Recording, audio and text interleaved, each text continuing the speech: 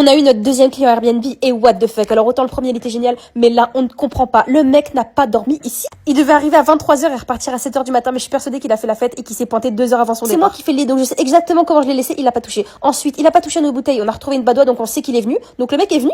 Et en fait, il s'est lavé mais avec les serviettes de plage que je laisse dans le placard. Le chiotte était propre, bref, B9. Bref, même si je sais pertinemment qu'il a pas dormi dans les draps, je vais quand même les laver parce qu'au cas où il est venu se reposer par-dessus le lit, c'est quand même sale. Donc je vais tout enlever, même le protège-matelas, et je vais laver.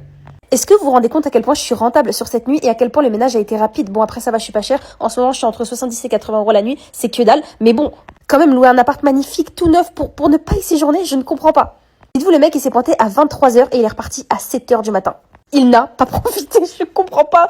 Je sais qu'il est venu pour des raisons professionnelles parce qu'en ce moment il y a des congrès à Cannes, mais quand même, prends un hôtel de merde quand t'as pas le temps. Mais c'est pas grave, tant mieux, au moins mon ménage, il me prend moins de temps, mais j'ai quand même tout javelisé, tout nettoyé parce que bénéfice du doute, on ne sait pas ce que les clients ont touché. Ensuite, l'éponge, c'est la dernière que je jette, promis, ça m'embêtait de les jeter, vous m'avez dit qu'il y avait plein d'éponges lavables, donc si vous avez des marques, des recommandations, je vous écoute. Ensuite, je vérifie qu'il y a tout pour mes clients, sucre, café, thé, gel douche, serviette de plage, je mets parce que j'aime mes clients et que je veux leur confort. Et ensuite, je change de casquette et là, c'est la créatrice de contenu qui revient en force. Je vais créer du contenu pour la page IG de l'appartement, donc ça s'appelle le cocon.cannes et je m'amuse à faire plein de petits contenus marrants avec des tenues rétro kitsch comme la déco de l'appartement finalement. Et du coup là j'ai décidé d'organiser un petit goûter avec une pavlova pour faire des petites photos, les mettre sur l'annonce, les mettre sur IG. Je peux vous demander un service, c'est d'aller me suivre sur cette page parce que j'aimerais vraiment la développer et ce serait trop sympa de votre part. Sachant que dès qu'il y aura des concours gratuits pour venir à Cannes, ce sera là-bas qui seront à gagner. Enfin voilà, j'ai fait mon petit contenu et l'appartement est prêt pour le prochain client. Après je suis un peu triste parce que ce mois-ci on a presque pas de clients, on en avait que 2. Après c'est normal, on vient de commencer, mais sachez que nos nuits sont entre 70 et 80 euros, ce qui est que dalle pour piscine vue mer, débordement, tennis, en plein Cannes avec un bus qui dessert tout. C'est vraiment génial, donc faites-nous confiance. La piscine ouvre bientôt si vous avez besoin de prendre l'air avec votre copine, votre conjointe, votre mère, votre soeur, vos copains. Bah je suis là quoi pour vous accueillir chez lecocon.cannes.